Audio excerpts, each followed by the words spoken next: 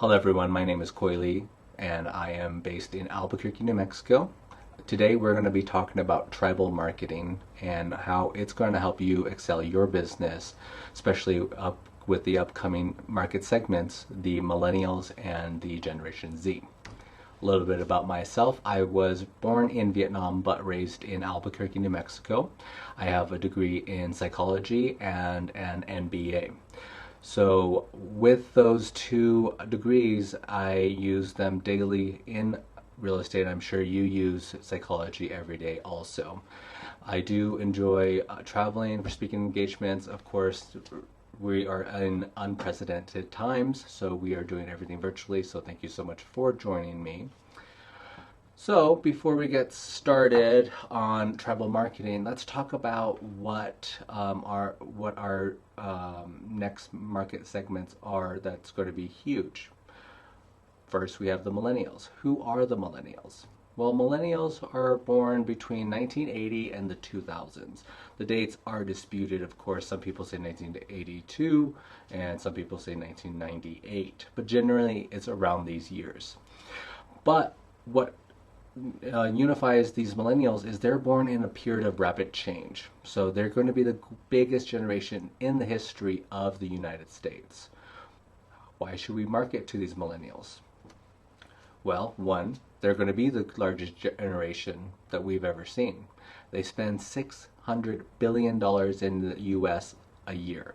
They spend more time online than the previous generations, and they're projected to spend $1.4 trillion per year.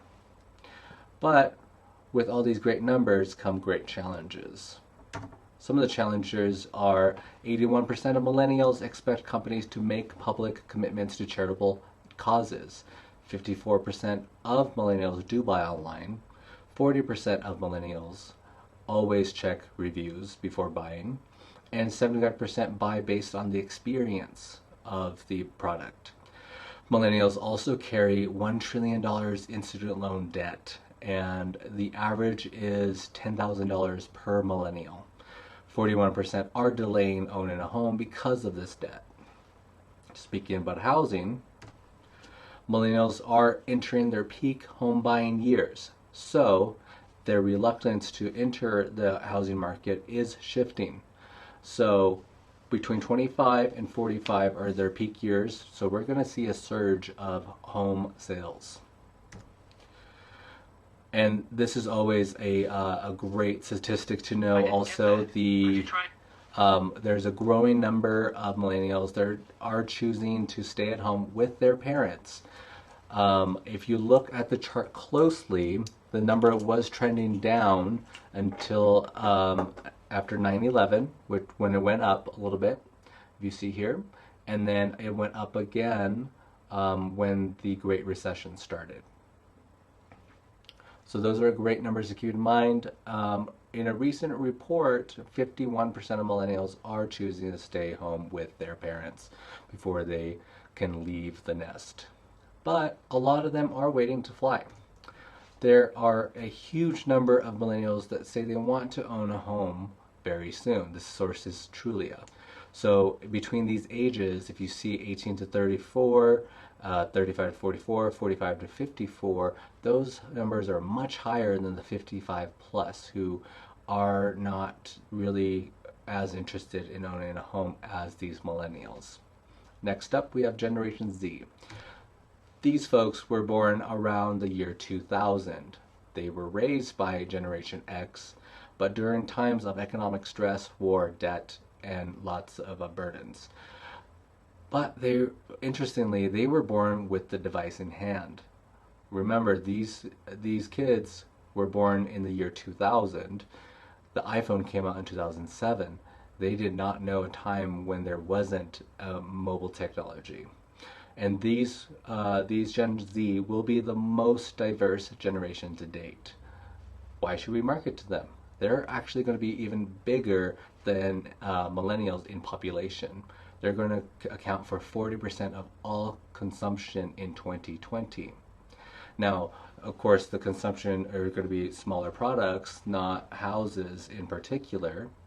And another thing is socially and politically, they're very similar to millennials, and they're more likely to be educated because their parents were more likely to be college educated.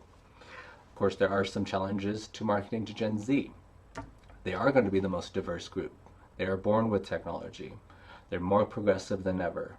And one of the biggest challenges right now is there's not much data to present to anyone. We don't have that buying behavior yet. They're just entering college. Okay. Some key differences between millennials and Gen Z. If you look on the left side and the right side, millennials were born during an economic boom.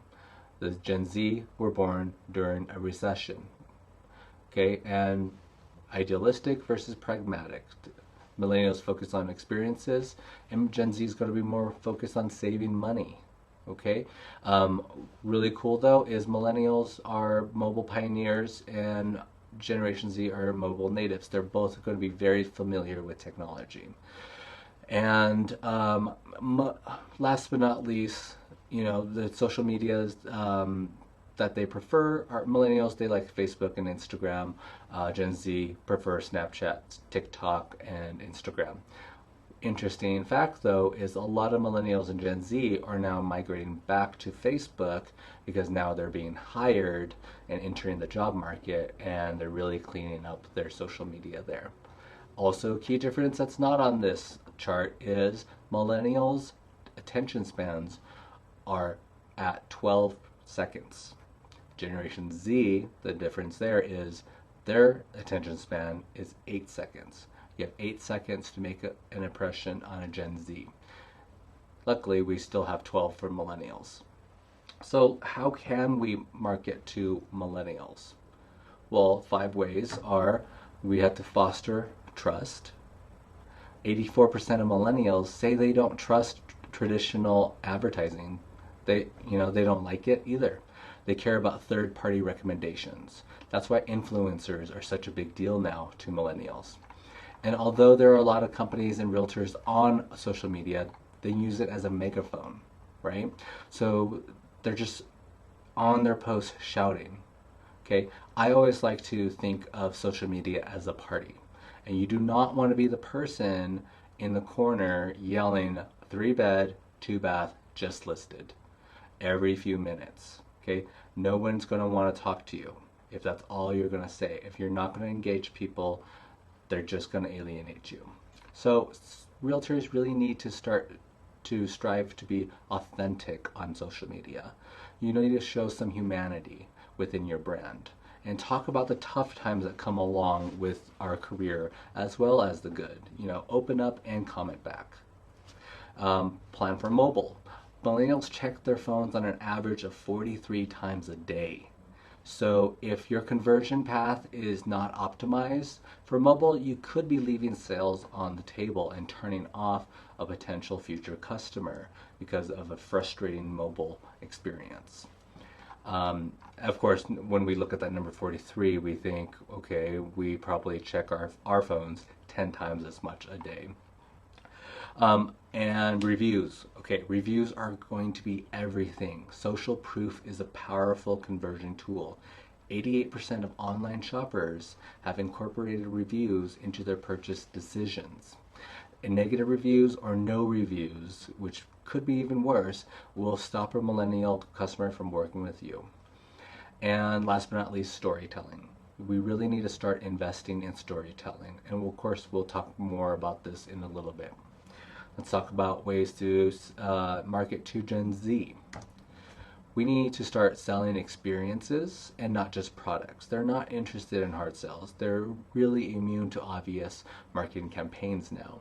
They don't want to know why your product is so amazing according to you. They want to know what's in it for them. How is it going to benefit them? 25% of what you sell is your product. The additional 75% is going to be the intangible feeling that comes from your product. For example, you need to start highlighting the benefits of buying a house versus renting, the feelings involved with being downtown and being able to walkability and close to shopping. Okay, Gen Z, we've talked about this so many times in every I don't know how many classes that we've emphasized this on and webinars, but videos, videos, videos. Everyone used to say it's location, location, location. I'm saying it's videos, videos, videos. Gen Z goes to YouTube first when they want to be entertained. 80% of Gen Z use YouTube to expand their knowledge, and 68% use it to improve or gain new skills. And then let's talk about influencer campaigns. We need to start rethinking the major influencer campaign. Of course, like I said, we'll talk about this in a little bit. And engage. We need to engage with the customers. Okay, 76% of Gen Z have stated they want brands to respond to feedback and view this responsiveness as key to determine the authenticity of the brand. Okay, doesn't matter if it's negative, you need to respond. Doesn't matter if it's positive, you need to respond. And if they give you feedback, respond to it, incorporate it if you can. Okay, 41% of Gen Z actually read at least 5 online reviews before making a purchase. I know I have, and I've looked at many, many reviews before I purchase pretty much anything nowadays because the reviews are so available.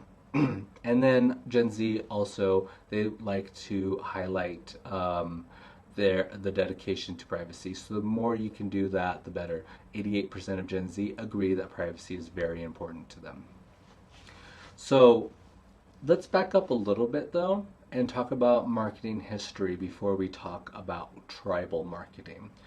The marketing history has 3 big revolutions. The first one would be the Industrial Revolution, and then we have the Television Revolution, and then now we're having Leadership Influence Revolution.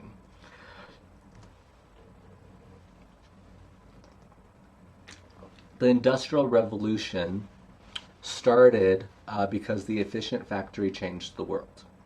Now, how companies took over back then was efficiency led to market dominance. Cheaper labor led to market dominance. If I can make my products faster, cheaper, I will gain more customers because they will buy my product because it's cheaper. Of course, this came with diminishing returns because you can't really get labor for cheaper and cheaper and cheaper until people quit. And then you also can't keep getting more and more efficient because, you know, what's more efficient of 1%? Error margins, right? So things started getting outsourced because labor is cheaper elsewhere. Now think of Henry Ford, right? Ford came up with the assembly line, but this was limited by machinery and cheaper labor, which led to exported jobs in factories. Then came the television revolution.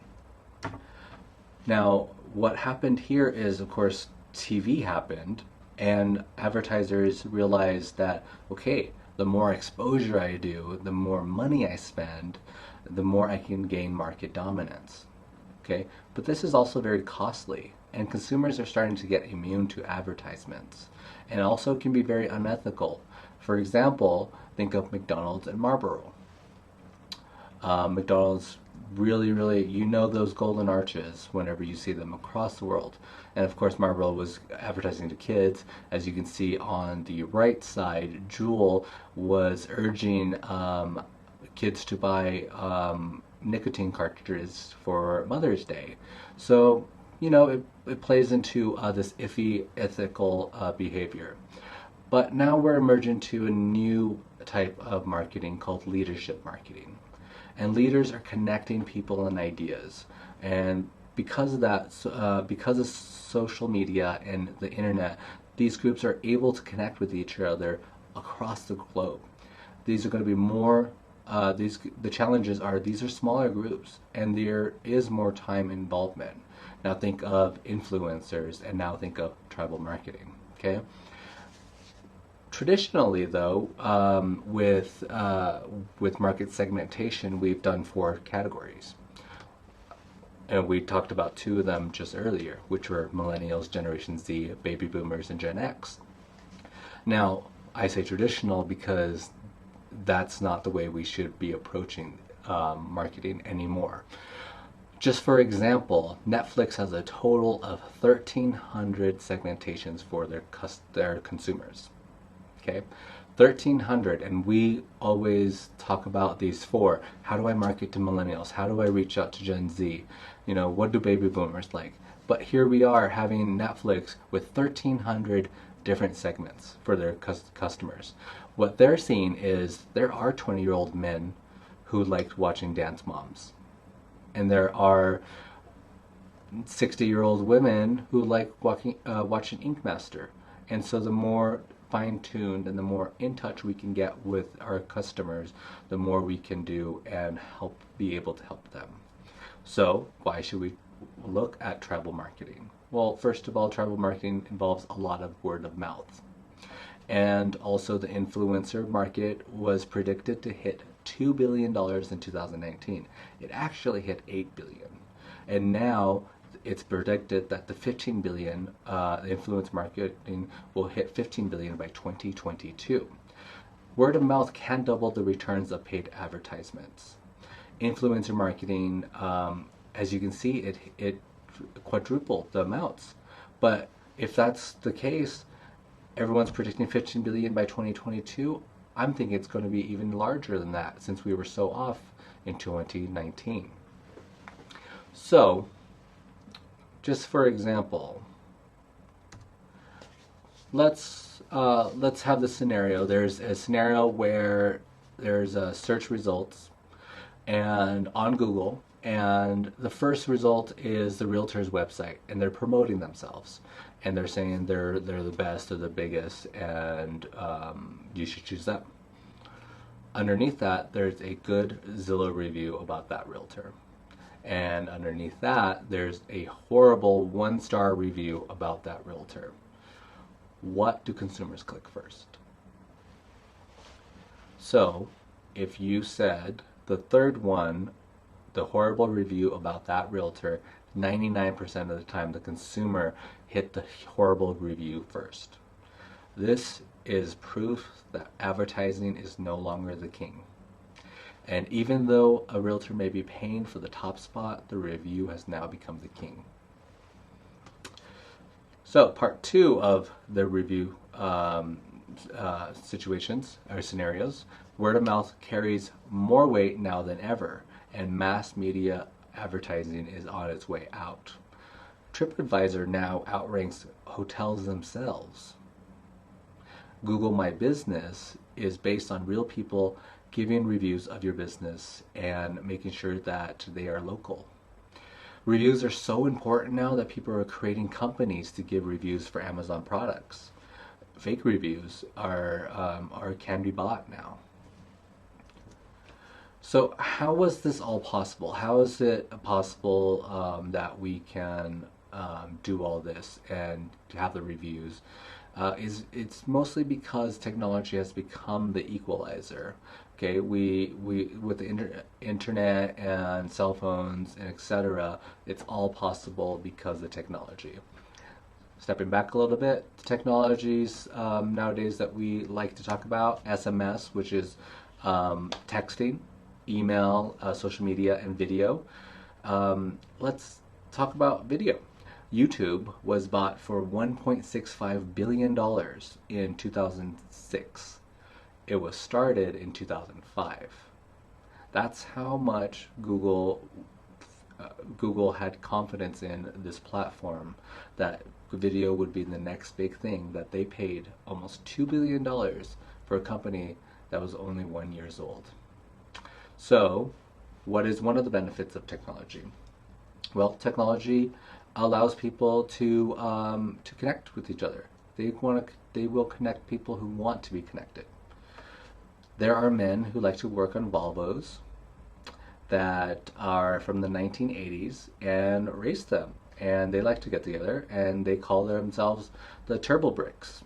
And then there are women who are leading the car design for supercars. They want to be connected with other women who are leading in design. Okay?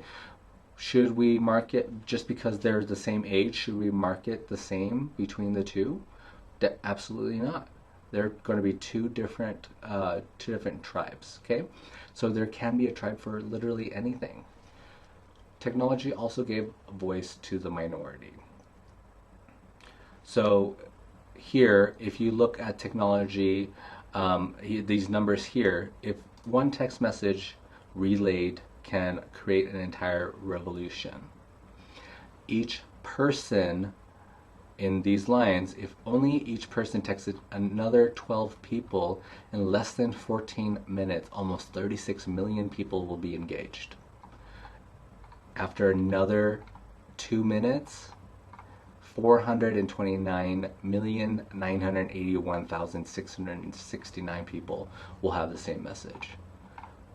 We can see clearly why messaging is turned off in different countries when there's civil unrest. Technology, of course, is a double-edged sword. Your positive message can spread, but any negativity can spread even faster. I like to focus on the positive, so let's talk about the positive side of technology and how we can use it to our advantage. Let's talk about brands. Our brand is what people say about you when you're not in the room. This is said by Jeff Bezos, the CEO of Amazon. And another definition, tribes. Tribes is a group with deep interpersonal connections built through shared experiences, rituals, and traditions. So a brand is only as strong as the people who know about it and have an emotional perception of the brand. And what we will do with tribal marketing is to create a new way to enhance and amplify our brand to others. So a lot of you are thinking right now, well, what's a tribe? What can be a tribe? Well, a tribe can be anything, really. A tribe can be your church group, yoga enthusiasts, makeup artists, sneaker enthusiasts, do-it-yourself communities, realtors, neighborhoods, and here you have a Harley Davidson enthusiast that's so into the brand and so part of the tribe that he has a tattoo of the company. Why do consumers want to be a part of the brand? Why does this guy want to be a part of this so bad with the Harley Davidsons? Well, people like to connect. Humans have a basic need to connect with others and share experiences and develop those relationships. And involvement with a tribe is an expression of self-identity. Belonging to a tribe can also be very helpful in guiding one through life, as well as increasing happiness. And believe it or not, even people who choose not to belong to groups belong to a tribe of people who do not want to belong to groups. There are some case studies of very successful companies who have built tribes. GoPro, if you're not familiar, sells action cameras, and the consumers produce content with these action cameras. These videos are highlighted on social media, and GoPro and the consumer benefit at the same time. So when the consumers produce radical video content, they share it. GoPro highlights the video content on social media, and then GoPro gets this user generated content and use it to their benefit to sell more GoPro cameras. Another good example is Lululemon.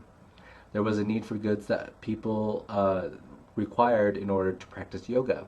The brand grew, but so did Lululemon's ability to lead their tribe. Their website is more of a yoga resource than a retail store, and they have an entire page dedicated to community. As you can see here, they're talking about ambassadors, stories. Another great company that's an absolute success story of tribal marketing is Tom's Shoes. Okay, Tom Shoes started when the CEO traveled to Argentina, when he witnessed firsthand the struggles faced by children without shoes. That's when he started this social enterprise where Tom's would donate a pair of new shoes to a child in need whenever a consumer buys the shoes. They've now upped the ante and are now donating 1/3 of all their profits. And now, of course, they're now a shoe company and a social media movement. OneDaysWithoutShoe.com was a great event because it was meaningful, it was relevant to the brand, and it was compelling to the people. The company urged people to spend one day without wearing shoes and see how far they can go, and so they can empathize with people that they're helping. This company has created the ultimate word of mouth machine. Each time somebody looks at these shoes and asks about them, the story of the shoeless children and how the CEO helped them and how the CEO met them and is shared, and the story of how the consumer themselves is part of this company and the solution and the brand is shared over and over again. So as you can see, when the consumer is part of the social message and they get to share their experience and encourage others to participate as well, it does so much for your company. Why should you care about tribes? Tribe members talk, they refer, they make purchases, and they are more likely to use you again when buying or selling a house. There's other benefits too. There's much lower cost than having a giant marketing campaign. Marketing campaigns you don't even know if they'll really work nowadays. You have higher loyalty rates and better reviews, and of course a better brand image. Let's loop back now and connect tribal marketing with millennials and Gen Z. Millennials and Gen Z, as you heard before, care a lot about social injustice. They care about the experience. They care about the word of mouth and reviews. So what are we going to do to cater to the two largest generations in the history of the United States? The solution is going to be tribal marketing. Tribal marketing addresses all the concerns and the behaviors of millennials and Gen Z. And it also reaches into Gen X and baby boomers as well, because as we talked about with Netflix, there are some people that cross tribes. So look at the collective behavior and not just the demographics nowadays, okay? Don't just think because somebody is 55 and up that they are not interested in certain other things. Let's focus on the tribes now. This, of course, is not going to be for everyone, and that's the point. This is not mass media. We need to find the true believers in our message and our brand, and then we also need to find those who can and will spread your message. And then find those who will teach your message to others and spread your brand even more. These are going to be the true advocates that you want to find. What are true advocates? Okay, loyal people will buy your product, but the advocate will buy and proactively be invested in the success of your brand. We of course want more and more advocates. There are risks of being your advocate, of course. Every day we make referrals, okay? Our referrals carry risks, and that's why there's so many realtors asking for recommendations and proof that the referring realtor can perform, okay? Your past clients also recommending you carries risks. What if you no longer are giving the same customer service as before? And the vendors that you recommend, that roofer, that HVAC guy, that plumber girl, those also carry risks, because what if they don't perform and make you look bad as well? So if something goes wrong, you're basically going to get the blame. There's only one way to mitigate this risk, and that is to build the trust. There's inherent risks in everything, but you need to build the trust between the people that you're referring, and also reassure the people that are using you that you will do and what you say you're going to do. What tribes can you start right away? Right away and for free, you can start a community tribe. You can start a charity tribe, a service-based tribe, geographical tribe. You need to just find these people and connect them. Okay, build the culture, commit to the cause and the tribe. You can change your city, change the lives of the people you care about. Okay, become that leader. Here's a short story I'm going to share with you. An associate broker of ours in Albuquerque had a problem with working on her fitness. And one of the things she mentions was that her book club always had too many snacks and drinks. So we suggested that she become a leader of making a mobile book club where the readers would discuss the books while doing a brisk walks once a week. This turned into a regular event, and more members started joining this mobile book club until somebody else started their own mobile book club elsewhere in the city, because this one associate broker took the initiative and took the leadership to do so. So, When you've decided on your tribe, who can you add to your tribe? Well, the easy ones are your existing customers, definitely your employees and staff, your vendors, title, mortgage, community, neighborhood. Of course, title and mortgage should be invested in you. Um, your existing customers are the easiest to market and convert into your tribe because they already know you and your brand. Okay? And sorry. So key steps to building a tribe. Become that storyteller. Aim to connect on a human level. Share tales and create influential content. The best content is going to be relevant to the intended audience and tells a compelling story. You got to be yourself also. Be authentic, and that will separate you from mere acquaintances to true friends. You got to be open up and be honest and let them know you too. Start networking as a team. Encourage your team to forge a strong community as well. Offer assistance regardless of the result. This is a big one for me because you need to offer assistance to everyone without the expectation of a return. Ask how can I be of service? If somebody has a question about real estate, are you going to turn them down unless they sign the listing agreement first? Of course not. You want to stay focused and you want to be the expert. Be the go-to person for real estate in your tribe. I like to focus on one tribe at a time, even though we belong to hundreds of tribes, okay? An example of that is it's better to get to know 10 people at one party than one person at 10 different parties that you have to drive to. When building your tribe, remember to find something that's worth changing. Okay, you have to also assemble the tribe. You can't do this alone. Okay, you can lead a team of 12 people, but even Jesus found that difficult. He lost one follower. But with tribal marketing and a strong message, you can impact millions. Al Gore didn't buy ads for his climate change agenda. He influenced other people and gave them that idea also. Those other people went on to speak to many other people. Because think about it, Al Gore couldn't speak in every city every night in America, but he touched base with these people and he resonated with them and he influenced them to get on board with his tribe. So how do you start gathering your tribes? Think about Facebook community pages. Start newsletters. There's Facebook groups for your city. Host events, start charities. You got to build that trust and assemble the tribe as soon as possible. Questions you need to ask yourself is, who are you going to be upsetting? Who are you going to be connecting? And then who are you going to be leading? I'll just give you a quick example.